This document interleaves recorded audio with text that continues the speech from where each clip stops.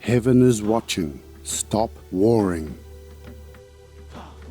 Our programs offer many languages. Please visit suprememastertv.com/schedule. One of their most unique features is a third eye, which scientists call a parietal eye. This third eye is visible on the very top of their head, right from hatching.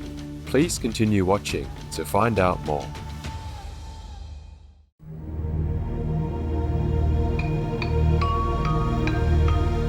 Tēnā koutou katoa. That means greetings to you all in Māori, an official language of New Zealand.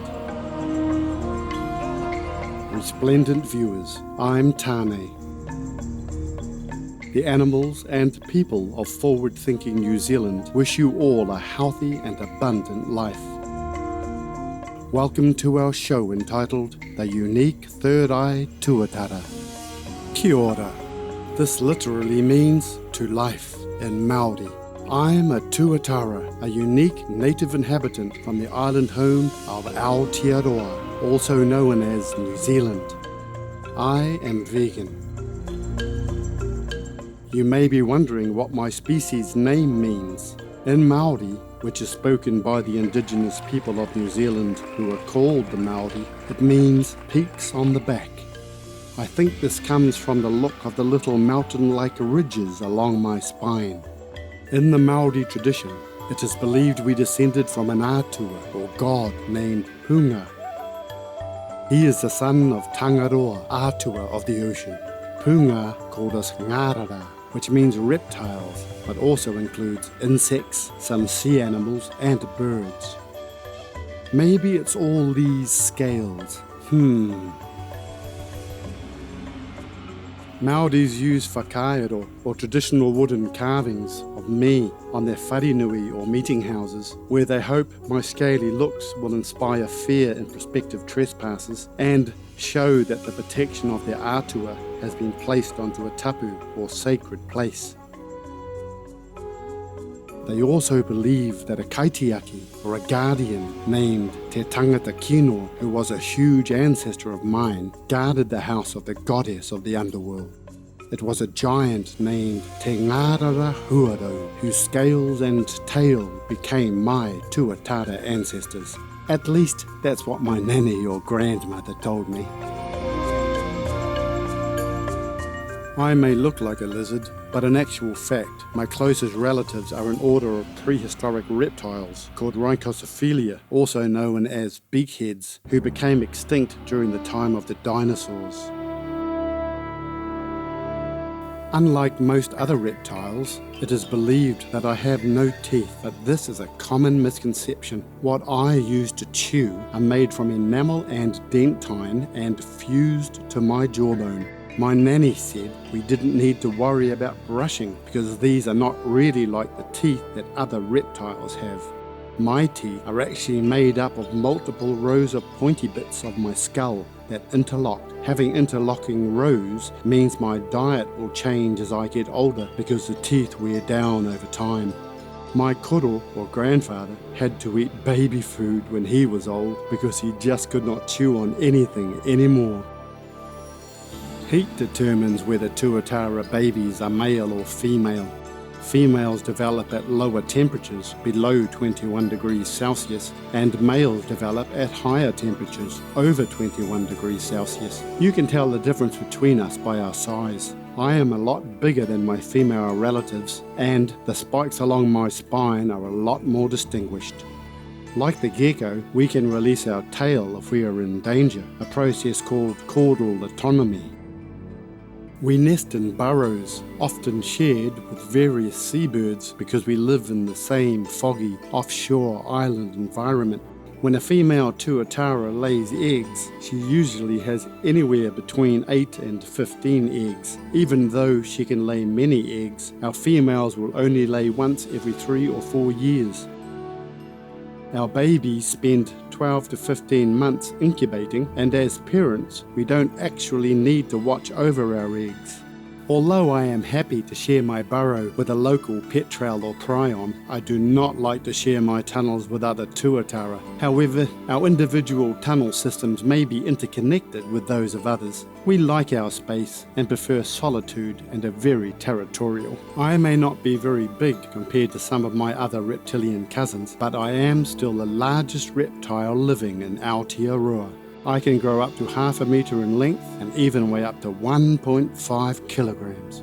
We Tuatara have one of the slowest growth rates of any reptile, and we keep on growing until we reach around 35 years old, which is when we can begin to find a partner. We do live a lot longer than our other reptile cousins, living an average of 60 years, but my uncles and aunties have been known to live well over 100 years. In fact, my grandfather was over 100 years old, and my grandmother 80 years old when she gave birth to my daddy. It proves that age does not matter when we want to make a family.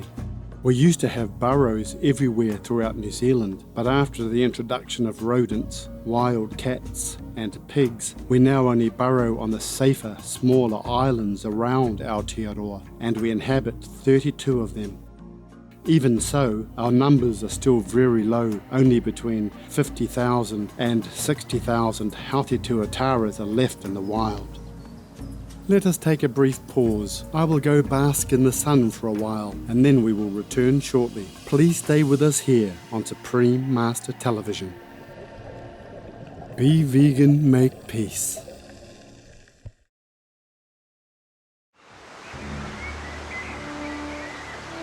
Welcome back to our program, The Unique Third Eye Tuatara on Supreme Master Television.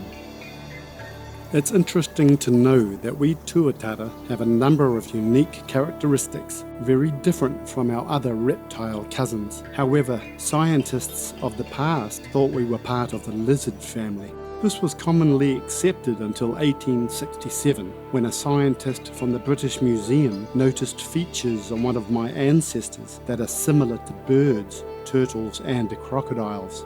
It was this scientist, Dr. Albert Gunther, who created my order of beakheads, which he called Rhynchosophilia.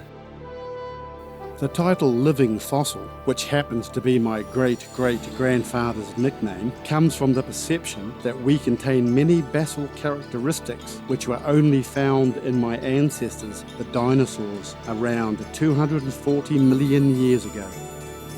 We have heard the human scientists argue over whether we being called a living fossil is valid or not, considering that a fossil cannot be living. Personally, I don't mind the name, but I know my grandparents thought it was a rude way to describe our ancestors. Another one of these unique characteristics is the spikes along my spine, which are made out of triangle-shaped soft folds of skin. These spikes are much more distinguished for us males, and we can stiffen them up when we want to show off during courtship or when another male tuatara comes into our territory. This is similar to one of my cousins who has a big frilly neck which stiffens up when he wants to look handsome or tough. I produce a unique croaking sound when threatened and have very soft calls when I am courting the females. During midsummer, when it's time to find a partner, we males begin to change colour and become much darker, and our spiny ridge along our backs becomes stiffer. It is during this time that we perform one of our favourite rituals of circumambulating a female when we are getting to know one another. This is another unique aspect of our lives, and one that makes us even more special because no other reptile performs courtship in this way. One of my most unique features is my third eye, which scientists call my parietal eye. This third eye is visible on the very top of my head, right from when I hatch out of my egg. No other species looks as handsome as those of us with a parietal eye, which has many features. Like an ordinary eye, this third eye has a cornea, lens, and rods, and it connects to my beautiful brain. I use this eye to sense the seasons and detect the changes in light within my environment. But I believe it is much more special than that because it connects me directly to Papatuanuku, the Earth Mother in the Māori creation tradition. We have shown great adaptation to cold weather, which is amazing because our ancestors lived in a far warmer climate than our island homes today. It is this adaptation that has allowed us to thrive on the colder islands of Aotearoa. Our greenish-brown colour is another perfect adaptation for our forest habitat, and we can change colour considerably over time. Every year, we shed our old skin for a fresh new coat, but as a younger fella, we shed our skin 3 or 4 times in a year. In the old stories of our human friends, the Māori, we are regarded as ariki, forms of gods. We are a taonga, or treasure, even today. The Māoris also consider us as messengers for their god Whero. Caring viewers, thank you for joining us for our program today. Coming up next is the 10 Commandments and Moses and the Ants, part 3 of 13, on Between Master and Disciples, right after Noteworthy News. May all your days be filled with the peace and grace of the heavenly realms. Our programs offer many languages. Please visit suprememastertv.com/schedule and suprememastertv.com/AW.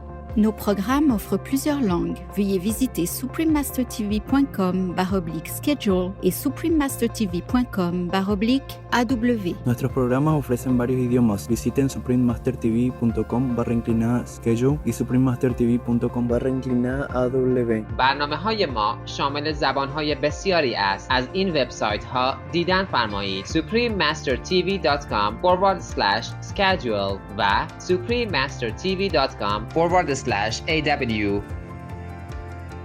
Be veg, go green to save the planet.